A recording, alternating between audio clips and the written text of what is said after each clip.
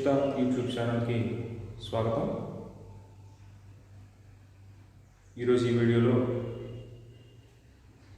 ఎంసెట్ సంబంధించి ఫిజిక్స్ సబ్జెక్ట్లో important topics, వాటిలో నుంచి ప్రీవియస్ పేపర్లో వచ్చేటువంటి క్వశ్చన్స్ ఏంటి అనేది చూస్తాం.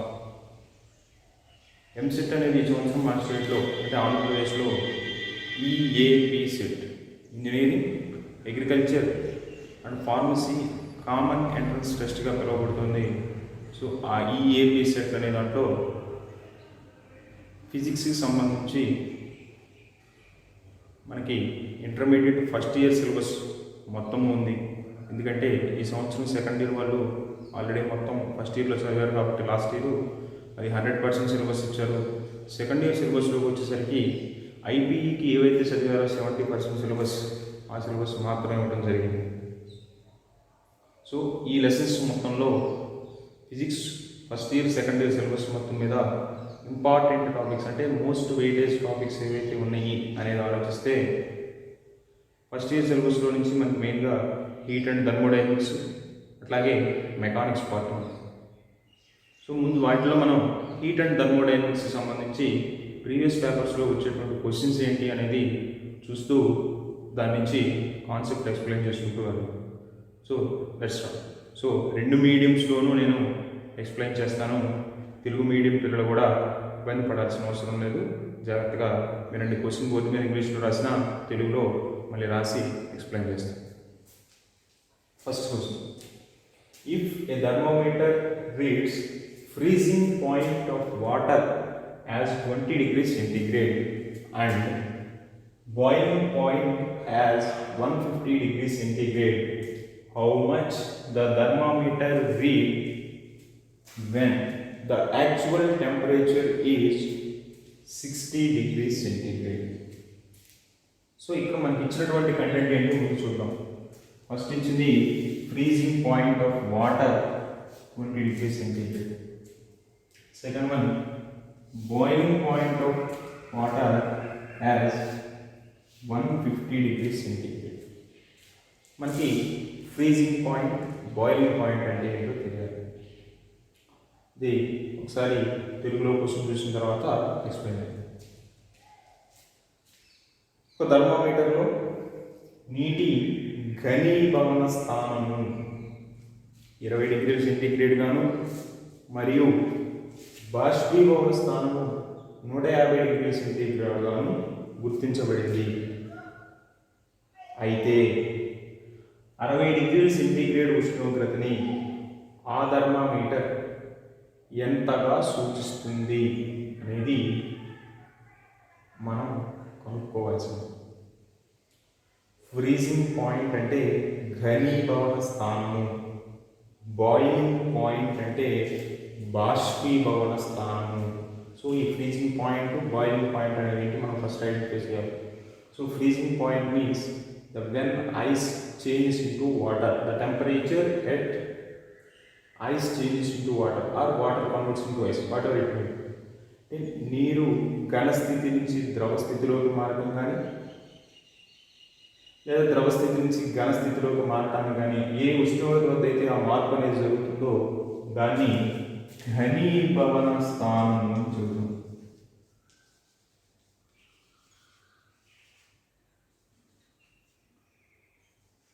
ఘనీభవన స్థానం అంటాం.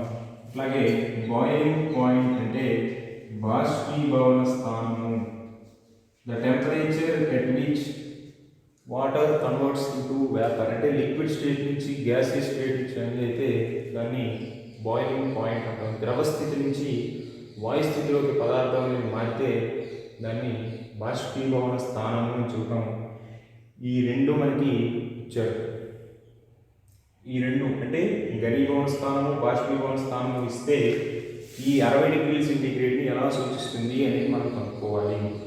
అంటే ఇక్కడ మనకి తెలిసింది ఉష్ణోగ్రత మాపనాలు ప్రధానంగా రెండు తెలుసు మనకి. ఒకటి సెల్సియస్ స్కేల్,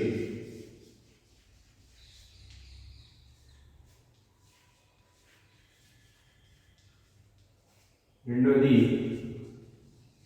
ఫారెన్హీట్ స్కేల్.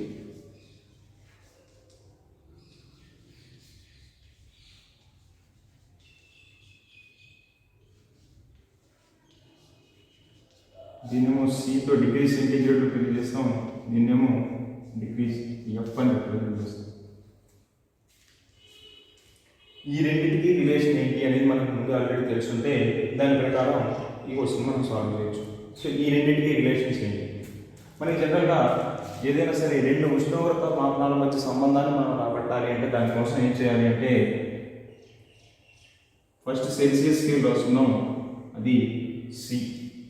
దాంట్లో ఫ్రీజింగ్ పాయింట్ ఎంత అంటే 0, అంటే ఘనీభవన స్థానం by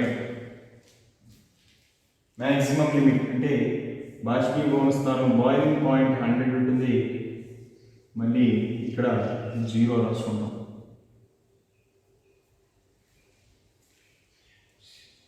is equal to next Fahrenheit స్కేల్లో రిలేషన్ రావాలి. ఫారెన్హీట్లో ఎఫ్ అని రాసుకుంటాం. ఇక్కడ వచ్చేసరికి ఫ్రీజింగ్ పాయింట్ ఫారెన్హీట్ స్కేల్లో ఘనీభవన స్థానం నీటి వాటర్ ఫ్రీజింగ్ పాయింట్ ఎంత అంటే 32గా తీసుకుంటాము. ఎఫ్ మైనస్ 32 బై ఇక్కడ వచ్చేసరికి మినిమం ఎంత 32, మ్యాక్సిమం ఎంత 12 మైనస్ 32 అవుతుంది. సో దీని నుంచి C by 100 is equal to F minus 32 by 180. So total divisions 180 వచ్చినాయి. సో ఫారెన్హీట్ స్కేల్లోనేమో 180 డివిజన్స్ ఉంటాయి, సెల్సియస్ స్కేల్లోనేమో 100 డివిజన్స్ ఉంటాయి. ఇది ఈ రెండు టెంపరేచర్స్కి ఉండేటువంటి రిలేషన్. సెల్సియస్ స్కేల్కి అలాగే ఫారెన్హీట్ స్కేల్కి ఉండేటువంటి రిలేషన్ ఏంటి అంటే C by 100 equal to F minus 32 by 180 అనేది ఈ రెండు స్కేల్స్కి రిలేషన్. సో ఇక్కడ మనకి ఇచ్చింది ఫారెన్హీట్ స్కేల్ కాదు, ఇంకో కొత్త స్కేల్ ఇచ్చారు. సో దానికోసం మనం ఏం చేస్తామంటే ఇక్కడ ఎలా అయితే రాసుకున్నామో ఇదే రిలేషన్ బేస్ చేసుకుని మనం ఇంకొక రిలేషన్ని ఎస్టాబ్లిష్ చేయాలి. సో మనకి ఇవ్వనటువంటిది సెల్సియస్లో ఆల్రెడీ ఒక సైడ్ ఇచ్చారు, రెండోది ఫారెన్హీట్లో కాదు. సో సెల్సియస్ని ముందు యాజ్ ఇట్ ఈస్గా అలాగే రాసుకున్నాం. C minus 0 by 100 minus 0 that is equal to, so అది కొత్తది కాబట్టి దాన్ని టీతో రిప్రజెంట్ చేద్దాం. టీ అని తీసుకున్నాం. టీ మైనస్ ఇనీషియల్ ఎంత ఇచ్చారు ఫ్రీజింగ్ పాయింట్ ఘనీభవన స్థానము 20 అని ఇచ్చారు కాబట్టి 20 బై 150 మైనస్ 20. సో ఇక్కడ సి వాల్యూ మనకు ఇచ్చారు ఆల్రెడీ 60 అని ఇచ్చారు. అప్పుడు టీ ఎంత అవుతుంది అనేది మనం క్యాలిక్యులేట్ చేయాలి. దానికోసం ఏం చేద్దాం, ముందు C by 100 is equals to T minus 20 by 130గా తీసుకుంది. దీని నుంచి సి బదులు మనకు ఎంత ఇచ్చారు 60 బై 100 that is equals to T minus 20 by 130. ఇక్కడ 0 క్యాన్సిల్ అయిపోతుంది, ఇక్కడ 0 క్యాన్సిల్ అయిపోతుంది. సో మనకి ఏమవుతుంది అంటే T minus 20 is equals to 6 into 13 78. So therefore T is equal to 98 degrees. ఇది మనకు ఆన్సర్. అంటే టెంపరేచర్ కన్వర్షన్ ఎలా చేస్తున్నాము, మనకి మెయిన్గా ఉన్నటువంటి స్కేల్స్ ఇవి రెండు. ఈ రెండింటికి సంబంధించి మనకు ఆల్రెడీ తెలిసిన రిలేషన్ ఇది. సో వాటి నుంచి ఈ రిలేషన్ని మనం ఎస్టాబ్లిష్ చేసుకున్నాం. ఈ రిలేషన్ని మనం ఎస్టాబ్లిష్ చేసుకుంటే దాన్ని బేస్ చేసుకుని మనం సాల్వ్ చేస్తే మనకు వచ్చినటువంటి ఆన్సర్ ఎంత వచ్చింది అంటే 98 డిగ్రీస్. ఇక్కడ మనకు ఇచ్చినటువంటిది టెంపరేచర్ సెల్సియస్లో ఉంది, ఇవి సెల్సియస్లోనే ఉన్నాయి కాబట్టి ఇక్కడ కూడా సెల్సియస్ మనం మెన్షన్ చేస్తాం. So T is equal to 98 degrees Celsius అనేది ఆన్సర్ అవుతుంది. సో మనకి ఇచ్చినటువంటి ఆప్షన్స్లో ఏది ఇస్తే అక్కడ 98 దగ్గర మనం ఆన్సర్ మార్క్ చేస్తాం. అంటే ఈ క్వశ్చన్ మనకి ఏంటి అంటే దేనికి రిలేటెడ్గా ఉంది అంటే టెంపరేచర్ కన్వర్షన్కి రిలేటెడ్గా ఉంది. అంటే ఒక స్కేల్లో టెంపరేచర్ని మనకు మెన్షన్ చేస్తే దాన్ని ఇంకో టైప్ ఆఫ్ టెంపరేచర్ స్కేల్స్లోకి కన్వర్ట్ చేయాలి. ఒక మాపన పద్ధతిలో నుంచి మరో మాపన పద్ధతిలోకి ఉష్ణోగ్రతను మనం మార్చాలి అంటే మనకి ఆల్రెడీ తెలిసినటువంటిది సెల్సియస్ స్కేలు అట్లాగే ఫారెన్హీట్ స్కేల్కి సంబంధించి. ఇక్కడ మనకి కొత్త పద్ధతిని ఇచ్చారు కాబట్టి దీన్ని ఆధారంగా చేసుకుని మనం ఇట్లా ఫార్ములాని కూడా మనమే డెరైవ్ చేసుకున్నాం. ఈ సూత్రాన్ని రాబట్టిన తర్వాత దాని నుంచి మనం ఉష్ణోగ్రతను లెక్కించాము. అది 98 డిగ్రీల సెల్సియస్ వచ్చింది. ఇది టెంపరేచర్ కన్వర్షన్కి సంబంధించి అంటే మనకి ఉష్ణోగ్రతని ఒక మాపన పద్ధతిలో నుంచి ఇంకొక మాపన పద్ధతిలోకి అంటే సెల్సియస్ స్కేల్లో నుంచి ఫారెన్హీట్లోకి మార్చడానికి కానీ లేదా ఫారెన్హీట్ నుంచి సెల్సియస్ మార్చడానికి కానీ ఈ ఫార్ములా నుంచి మనం చేసుకుంటాం. సో దాన్ని బేస్ చేసుకుని కొత్త పద్ధతికి కూడా మనమే ఫార్ములాని డెరైవ్ చేసుకుని రాసుకున్నాం అన్నమాట. ఇది టెంపరేచర్ కన్వర్ట్ సంబంధించి ఒక question.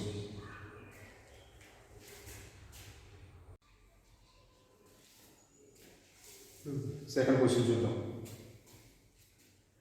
Centigrade and Fahrenheit thermometers are dipped in boiling water. The water temperature is lowered until the Fahrenheit thermometer registered a temperature of 140 degrees Fahrenheit. The fall of temperature as registered by centigrade thermometer. ఇది మనకి ఇచ్చినటువంటి question. So దీంట్లో మనకి ఏంటి అంటే ఒకసారి తెలుగులో చూద్దాం. రెండు థర్మామీటర్స్ని బాయిల్ అవుతున్నటువంటి వాటర్లో రెండు థర్మామీటర్స్ ఇన్సర్ట్ చేసాం. ఒకటి సెల్సియస్ థర్మామీటర్ అంటే సెంటిగ్రేడ్ థర్మామీటర్, రెండోది ఫారెన్హీట్ థర్మామీటర్. ఈ రెండు థర్మామీటర్స్లో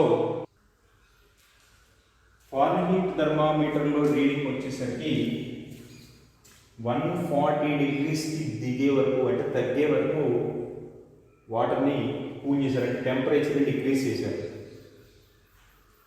అయితే సెంటిగ్రేడ్ థర్మామీటర్లో వచ్చేటువంటి టెంపరేచర్ డిక్రీజ్ అంటే తగ్గుదల ఎంత, ఫాల్ ఆఫ్ టెంపరేచర్ అన్న. సో ఇక్కడ మనం జాగ్రత్తగా గుర్తుపెట్టుకోవాలి. అడిగిన క్వశ్చన్ ఫాల్ ఆఫ్ టెంపరేచర్. ఇక్కడ ఇచ్చిందేమో 140 వరకు రిడ్యూస్ చేశారు, డిక్రీజ్ చేశారు అని ఇచ్చారు. క్యాలిక్యులేట్ చేయాల్సింది ఫాల్ ఎంత అంటే ఎంత తగ్గింది అనేది మనం క్యాలిక్యులేట్ చేయాలి. ఎంత వరకు వచ్చింది అనేది కాదు, ఎంత తగ్గింది అనేది మనం క్యాలిక్యులేట్ చేయాలి. సో ఇది కూడా మనం ఇంతకుముందు ప్లేస్ చేసుకున్నట్టుగానే టెంపరేచర్ కన్వర్షన్కి రిలేషన్ ఆల్రెడీ మనకి సెల్సియస్కి ఫారెన్హీట్కి డైరెక్ట్ రిలేషన్ తెలుసు కాబట్టి ఆ రిలేషన్ రాసుకున్నాం. C-0/100 is equal to F-32/180. ఇది ఆల్రెడీ సెల్సియస్ స్కేల్కి ఫారెన్హీట్ స్కేల్స్కి మనకు తెలిసినటువంటి రిలేషన్. సో దీన్ని బేస్ చేసుకుని మనం మళ్ళీ ఈ క్వశ్చన్ సాల్వ్ చేయాలి. సో ఇక్కడ చూడండి, మన స్టార్టింగ్లో ఇచ్చారు centigrade and Fahrenheit thermometers are dipped in boiling water అంటే మరుగుతున్న నీటిలో ఈ రెండు థర్మోమీటర్స్ని పెట్టారు. మరుగుతున్న నీరు అంటే నీరు మరుగుతోంది అంటే అది బాష్పీభవన స్థానం దగ్గరలో ఉన్నటువంటి 100 డిగ్రీల సెల్సియస్ దగ్గర అది ఉంది. అదే ఫారెన్హీట్ స్కేల్లో అయితే 212 డిగ్రీస్ ఫారెన్హీట్ దగ్గర ఉంది. అక్కడి నుంచి ఆ టెంపరేచర్ని 212 నుంచి 140కి తగ్గించారు. సో అలా తగ్గించినప్పుడు సెల్సియస్ థర్మామీటర్లో ఎంత తగ్గుదల వస్తుంది అనేది మనం క్యాలిక్యులేట్ చేయాలి. దానికోసం మనం ఫస్ట్ ఏం చేస్తామంటే ఈ 140 ఫారెన్హీట్ని సెల్సియస్లోకి కన్వర్ట్ చేసుకోవాలి. సో ఈ ఫార్ములా యూజ్ చేసుకున్నాం. C/100 is equal to F ప్లస్లో 140 తీసుకుంటాం. 140 - 32/180. 0 0 క్యాన్సిల్ అయిపోతాయి. 2 9s 2 5s. C/5 is equal to 140 - 32 అంటే 108/9. 9 12 times cancel అవుతుంది. therefore C is equal to 12 into 5 that equal to 60. C అనేది 60. సో ఇక్కడతో జనరల్గా మనం ఏం చేస్తుంటే ఆప్షన్లో ఇక్కడ 60 ఇవ్వలేదు కాబట్టి బాగానే ఉంటుంది. ఆప్షన్స్లో 60 ఇస్తే ఇక్కడ సాల్వ్ చేసి 60 రాగానే 60 ఆన్సర్ పెట్టేస్తాం. సో ఇక్కడ మనకు కావాల్సింది ఏంటి అంటే ఫాల్ ఆఫ్ టెంపరేచర్ అనేది క్యాలిక్యులేట్ చేశారంటే ఎంత తగ్గింది అనేది మనం క్యాలిక్యులేట్ చేయాలి. ఇక్కడ మనం కనుక్కున్న 60 అనేది ఏంటి అంటే ఎక్కడికి వచ్చింది టెంపరేచర్ అంటే 140కి వచ్చిందని ఫారెన్హీట్ స్కేల్లో చెప్పాం కాబట్టి సెల్సియస్ స్కేల్లో ఎందుకు వచ్చింది అంటే 60కి వచ్చింది. కానీ బాయిలింగ్ వాటర్ దగ్గర ఎంత ఉంటుంది అంటే 100 దగ్గర ఉంటుంది కాబట్టి 100 minus 60 that equal to fall ఎంత అంటే 40 డిగ్రీస్ సెంటీగ్రేడ్. అంటే ఎంత తగ్గింది అంటే 40 డిగ్రీస్ సెంటీగ్రేడ్ తగ్గింది అనేది మనకు ఆన్సర్ అవుతుంది. సో ఇక్కడ ఈ పాయింట్ని మనం జాగ్రత్తగా గుర్తుపెట్టుకోవాలి. ఇచ్చింది ఫాల్ ఆఫ్ టెంపరేచర్, తగ్గుదల ఎంత అంటే ఎంత తగ్గింది అనేది మనం రాయాలి. సో ఈ క్యాలిక్యులేషన్ని జాగ్రత్తగా చూసుకోవాలి. అంటే మనకి సెల్సియస్ స్కేల్కి ఫారెన్హీట్ స్కేల్కి ఉన్నటువంటి రిలేషన్ బేస్ చేసుకుని ఇక్కడ కూడా ప్రాబ్లం చేసాం. సో దీంట్లో మనకి ఏంటి అంటే 140 డిగ్రీస్ ఫారెన్హీట్ వరకు వచ్చింది అని రాసాం. అక్కడ వరకు వచ్చింది అంటే ఆ వచ్చినప్పుడు సెల్సియస్ స్కేల్లో ఎంత వరకు వచ్చింది అనేది ముందు క్యాలిక్యులేట్ చేసుకున్నాం. అది 60 అయింది. అంటే ఇనీషియల్గా ఎంత ఉంది, ముందు ఎంత ఉంది అంటే బాయిలింగ్ వాటర్ ఇచ్చాం కాబట్టి మరుగుతున్న నీరు అన్నాం కాబట్టి అక్కడ 100 డిగ్రీల సెంటీగ్రేడ్ దగ్గర ఉన్నట్టు 100 నుంచి 60కి తీసుకొచ్చాం కాబట్టి ఎంత తగ్గుతుంది అంటే 100 మైనస్ 60 అనేది 40 అవుతుంది. అది తగ్గుదల.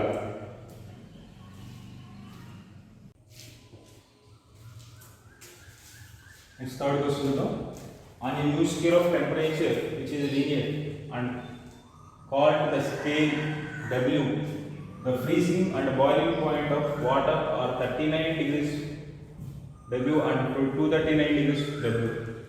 What will be the temperature on the new scale corresponding to a temperature of 39 degrees centigrade on the Celsius scale? అంటే ఒక కొత్త స్కేల్ ఆఫ్ టెంపరేచర్ దాన్ని W అనే పేరుతో పిలుస్తున్నాం.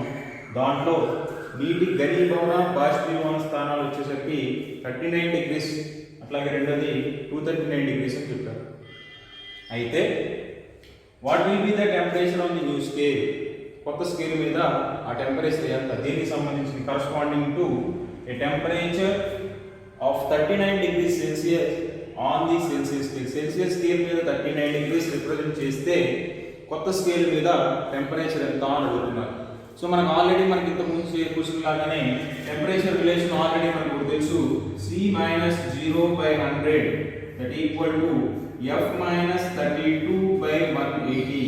సో ఇక్కడ సెల్సియస్ స్కేల్ కామన్ గానే ఉంది, దీంతో మనకి ఇచ్చింది. సో ఫారెన్హీట్ స్కేల్లో చేంజ్ చేయాలి కాబట్టి దీని నుంచి మనం ఎలా రాసుకోవాలి, C-0/100 ఇది యాజ్ ఇట్ ఈస్ గానే వస్తుంది ఈజ్ ఈక్వల్స్ టు F ప్లేస్లో మనకి ఇక్కడ W తో ఇచ్చారు కాబట్టి కొత్త స్కేల్ W అని రాసుకుంటాం. సో దాంట్లో మనకి ఫ్రీజింగ్ పాయింట్ ఘనీభవన స్థానం 39 ఇచ్చారు, బాష్పీభవన స్థానం బాయిలింగ్ పాయింట్ 239 ఇచ్చారు కాబట్టి ముందు ఇక్కడ ఘనీభవన స్థానం అంటే మినిమం 39/239 మైనస్ 39. దీన్ని సింప్లిఫై చేస్తే C/100 is equal to W minus 39/200 అవుతుంది. 0 0 క్యాన్సిల్ అవుతాయి, 0 0 క్యాన్సిల్ అవుతాయి.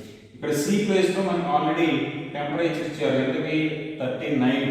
సో C ప్లేస్లో 39 మనం రాసుకోవచ్చు. That implies W minus 39 is equal to ఈ 2 ఇటు వస్తే క్రాస్ మల్టిప్లికేషన్ చేస్తే 39 ఇంటూ 2 అవుతుంది, that equal to 78. Therefore W is equal to 78 plus 39 అంటే 117 అనేది టెంపరేచర్ అవుతుంది. సో ఆప్షన్ బి అనేది కరెక్ట్ ఆన్సర్ అవుతుంది. సో ఇక్కడ మనకి ఇచ్చినటువంటి టెంపరేచర్ కొత్త స్కేల్లో మనం టెంపరేచర్ని క్యాలిక్యులేట్ చేయాలి, దాన్ని డబ్ల్యూతో రిప్రజెంట్ చేసాము. దాంట్లో ఫ్రీజింగ్ పాయింట్ బాయిలింగ్ పాయింట్ ఇచ్చారు, ఘనీభవన స్థానము బాష్పీభవన స్థానం ఇచ్చారు, అవి 39 239 అని. అయితే సెల్సియస్ స్కేల్లో 39 డిగ్రీ సెల్సియస్ని డబ్ల్యూ స్కేల్ అంటే కొత్త స్కేల్లో ఎలా రిప్రజెంట్ చేస్తారు అంటే ఎంత రీడింగ్ చూపిస్తుంది అనే దానికోసం మనం రిలేషన్ కావాలి. ఇది మనకి తెలిసినటువంటి రిలేషను, ఇది ఆల్రెడీ మనం నేర్చుకున్న రిలేషను. సో దాని నుంచి మనం కొత్త రిలేషన్ ఎస్టాబ్లిష్ చేసుకుంటున్నాం. సో ఈ రిలేషన్ నుంచి క్యాలిక్యులేట్ చేస్తే మనకు ఆన్సర్ ఎంత వచ్చింది అంటే 117. ఇది ఆప్షన్ బి అనేది మనకి ఆన్సర్ అవుతుంది. నెక్స్ట్ క్వశ్చన్ చూద్దాం. 2 thermometers are constructed in the same way excepted that one has a spherical bulb and the other has cylindrical bulb. Which one will respond quickly to temperature changes? ఇది మన question. మళ్ళీ ఒకసారి చూద్దాం. 2 thermometers are constructed in the same way. 2 thermometers ఒకే పద్ధతిలో తయారు చేశారు. Excepted that one has spherical bulb and the other has cylindrical bulb. ఆ రెండిట్లో ఎక్కడ తేడా వస్తుంది అంటే ఒకటేమో సిలిండ్రికల్ బల్బు, రెండోది స్పెరికల్ బల్బు. అంటే ఒకటేమో గోళాకారంలో ఉన్నటువంటి కుప్పి, అంటే పాదరసం ఏదైతే తీసుకున్నామో అది మొత్తము గోళాకార పాత్రలో ఉంటుంది. రెండో దానికేమో సిలిండ్రికల్ పాత్ర అంటే స్తూపాకారంగా ఉన్న దాంట్లో ఉంటుంది. ఈ రెండింటిలో which one will respond quickly to temperature changes? ఈ రెండింటిలో ఏది టెంపరేచర్ చేంజెస్కి త్వరగా మారుతుంది, రెస్పాండ్ అవుతుంది అనేది మనకు క్వశ్చన్. అంటే ఇక్కడ మనకి స్పెరికల్ అంటే ఇట్లా తీసుకున్నాం ఒక మెర్క్యూరీ, రెండోది వచ్చేసరికి సిలిండ్రికల్ అంటున్నాం కాబట్టి ఇట్లా తీసుకున్నాం. ఈ రెండు షేపులో తీసుకున్నప్పుడు ఏది త్వరగా రెస్పాండ్ అవుతుంది అంటే మనం సింపుల్గా ఆన్సర్ చెప్పేయచ్చు, ఖచ్చితంగా సిలిండ్రికల్ ట్యూబ్లోనే త్వరగా రెస్పాండ్ అవుతుంది. టెంపరేచర్ చేంజెస్ అనేవి వస్తే సిలిండ్రికల్ ట్యూబ్లోనే అక్కడ ఉండేటువంటి ఫ్లూయిడ్ ఏదైతే తీసుకున్నాం అంటే మెర్క్యూరీ అవ్వచ్చు, ఆల్కహాల్ అవ్వచ్చు, ఏదైనా సరే త్వరగా రైజ్ అవుతుంది. లేకపోతే టెంపరేచర్ డిక్రీజ్ అయితే డిక్రీజ్ అవుతుంది.